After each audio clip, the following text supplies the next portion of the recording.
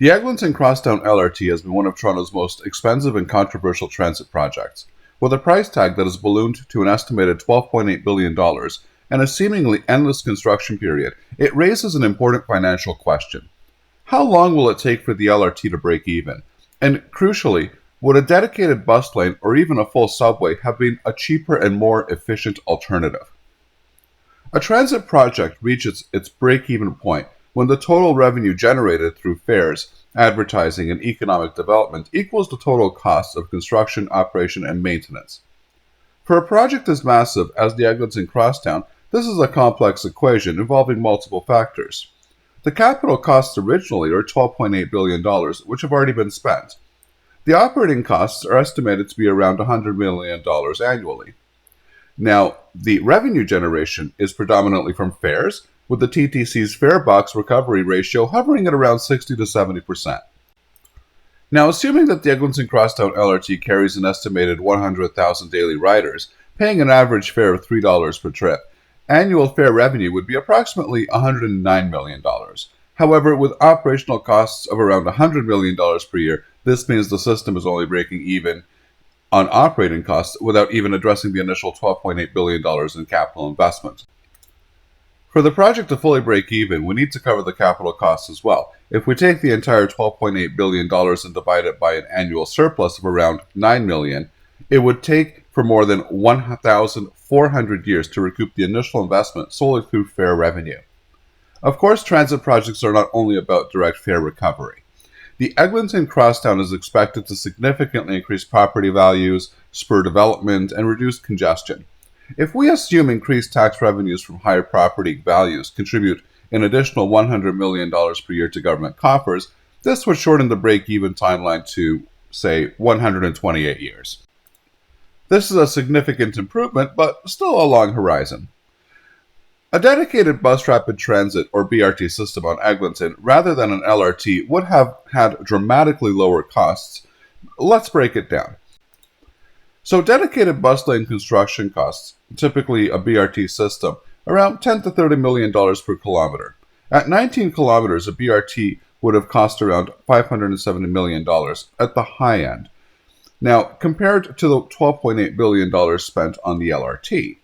Now, the operating costs of buses are cheaper to operate, but they require more vehicles and drivers to meet demand. Still, even with a robust BRT system, this would cost around $50 to $70 million annually to operate, compared to the $100 million the LRT costs to operate. So then there's the capacity and speed. Well, while the LRT has a higher capacity, modern BRT systems can offer near LRT service level, with articulated buses running in dedicated lanes at high frequencies. Using similar fare revenue assumptions, $109 million annually, but with a lower operational cost, $60 million per year, a BRT system would generate a $49 million annual surplus instead of just $9 million as the LRT would. Applying this to the initial $507 million investment, the BRT system could break even in just under 12 years, a stark contrast to the 128 plus years for the LRT. Now, what if it had been a subway? Well, a subway along Eglinton has long been a topic of debate. Had Toronto chosen to build an underground line instead of an LRT, the financials would look quite different. Subways have much higher costs, but also greater long-term benefits. Building a subway costs approximately $350 to $400 million per kilometer. In 19 kilometers, this means a full subway would have cost almost $8 billion, which is still significantly less than the LRT's final price tag of $12.8 billion. Subways are more expensive to maintain than LRTs, costing around $150 to $200 million annually, due to higher energy use, maintenance, and staffing needs. A subway could have handled significantly higher ridership, though, upwards of 300,000 people daily, compared to the 100,000 projected for the LRT, making it a much more efficient investment for the future. With 300,000 riders daily, paying an average fare of $3 per trip, annual fare revenue would be estimated to be about $327 million if it was a subway. Even with an operational cost of $175 million per year, the subway would have generated $152 million annual surplus, far better than the LRT's $9 million. Applying the surplus to the $7.6 billion investment, the subway could have broken even in just 50 years, a far more reasonable time frame than the LRT's 128 years. Beyond pure financial analysis, politics plays a major role in transit decisions. The LRT was originally seen as a cost-saving alternative to a subway, but ballooning costs have made that argument obsolete.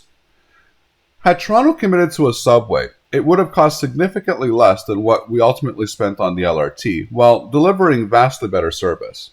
The BRT, on the other hand, would have been a much cheaper and more immediate solution, but it lacks the long-term capacity of rail-based transit.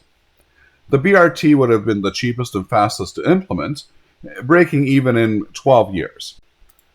A subway would have been far more efficient long-term, and breaking even in 50 years while offering vastly higher ridership potential. The LRT as it stands is the most expensive option, with the longest break-even horizon at 128 years. The Eglinton Crosstown LRT is undoubtedly an improvement for Toronto's transit network, but its financial viability remains questionable. Given the staggering costs and delays, it's hard not to wonder if Toronto would have been better off choosing the simpler, faster, and much cheaper solution of a dedicated BRT or fully committing to a subway. In a city where transit projects are chronically underfunded and politically mismanaged, this does not even include the interest payments that have to be made on this debt that the province will owe. For $12.1 billion, this comes to $242 million per year if the Bank of Canada's overnight lending rate is 2%, which is a fair assumption to make to match their target inflation rate, as this overnight lending rate does fluctuate obviously. If we were to simply take the estimated $109 million of revenues that the Eglinton Crosstown will generate each year, this is still less than half of just the interest payment. If we were to take the profits of $9 million and subtract it from the interest rate, then that leaves a deficit of $234 million annually. Now, I do understand that transit is not intended to make a profit.